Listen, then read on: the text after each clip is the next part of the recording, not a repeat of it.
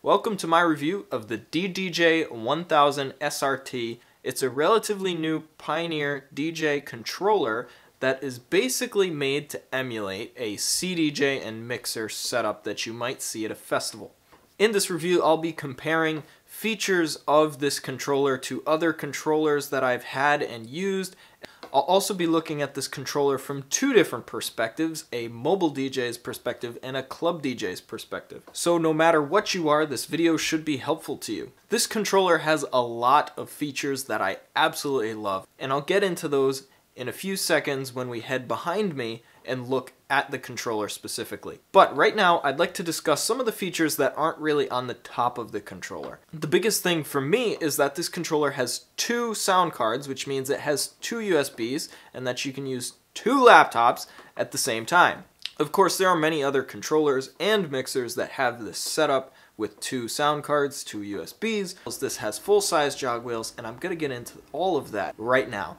I have DJ'd across pretty much every setup that you can think of. I have DJ'd on turntables. This controller, obviously, I've DJ'd on a DDJ-SX2. I've DJ'd on smaller controllers. I do clubs with my DJM-S9. I have also used, if you're used to HID mode with CDJs and a mixer that looks like this, this is going to be a very easy transition.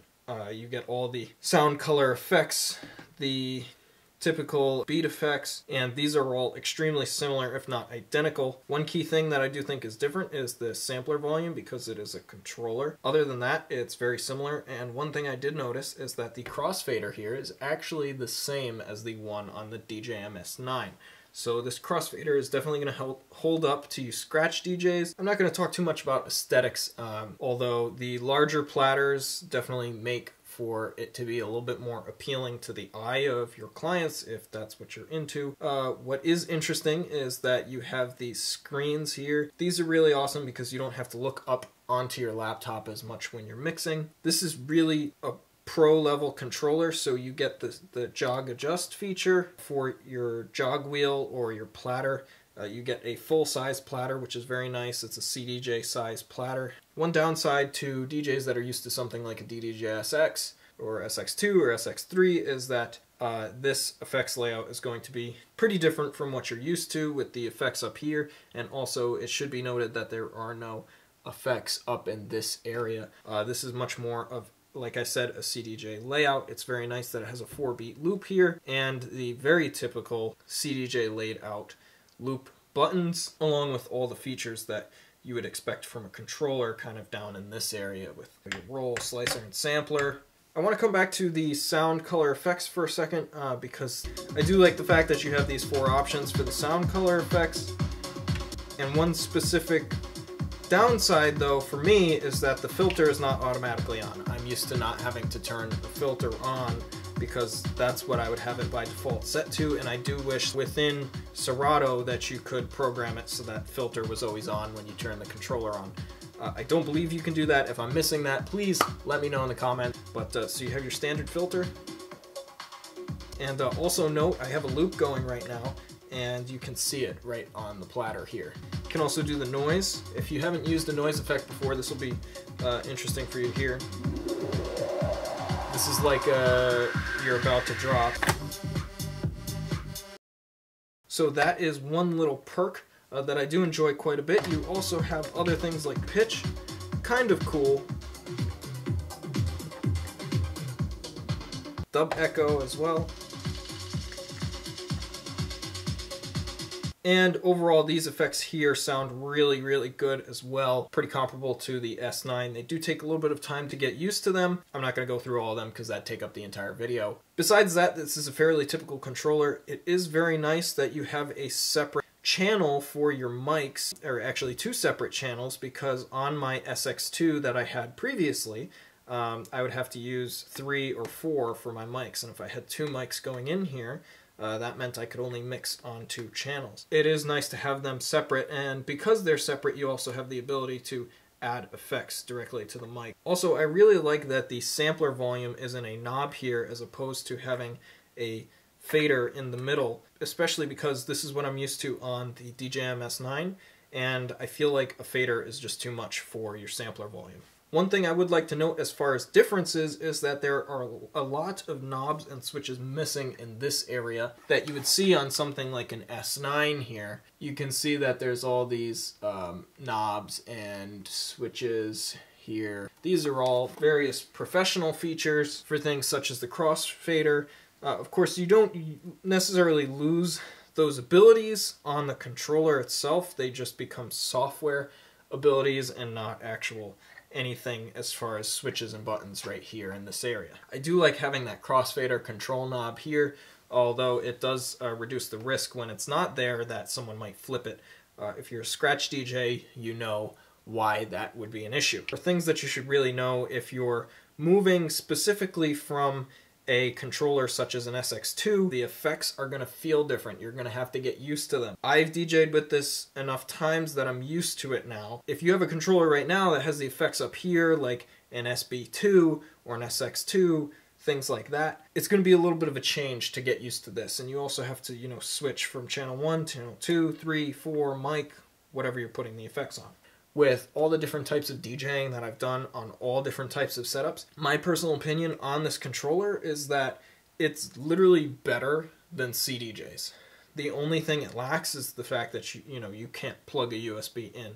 But this browse wheel feels identical to CDJ-1000 Nexus's, and having this whole bank for the slicer, sampler, hot cues, rolls, and all stuff like that is a really nice change from a CDJ where you have to switch between 2 sets of 4 to get all 8 cues out of it, which Pioneer for some reason still has not adopted a pad layout like this on their CDJs. I should also mention that I do love the fact that we have full-size platters here.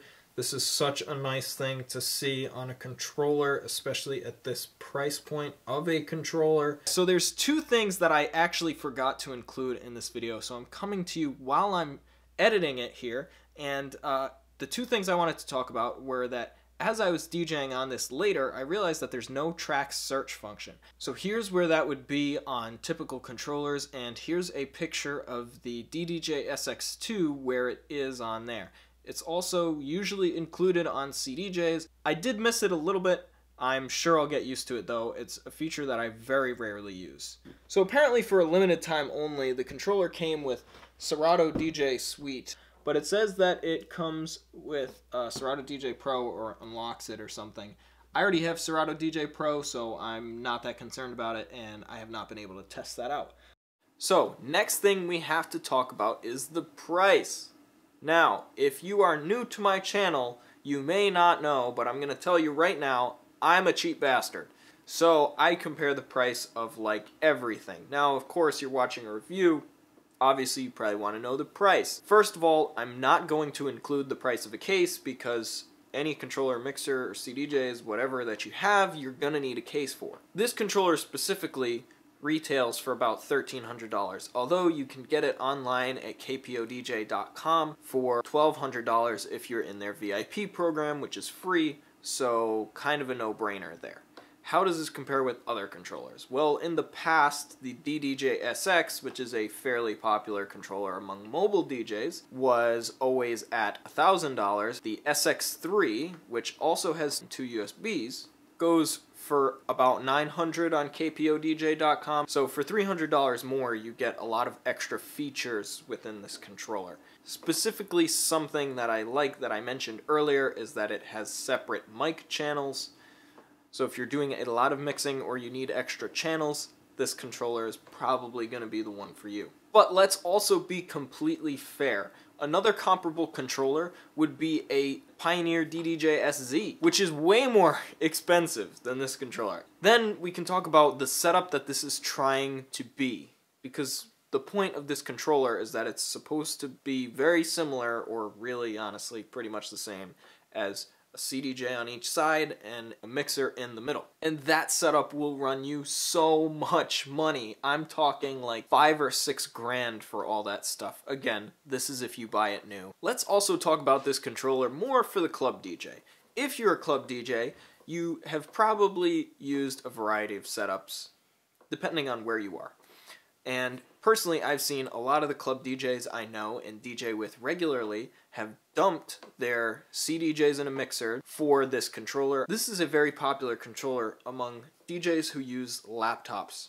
Whether you're in a club, mobile DJ, doesn't matter, you're gonna like this controller. If you're more into DJing on CDJs and using USB, obviously this would be a pretty big leap for you. I do wish they had done kind of an S9 version, because I would really love that. So that's gonna wrap things up for this video.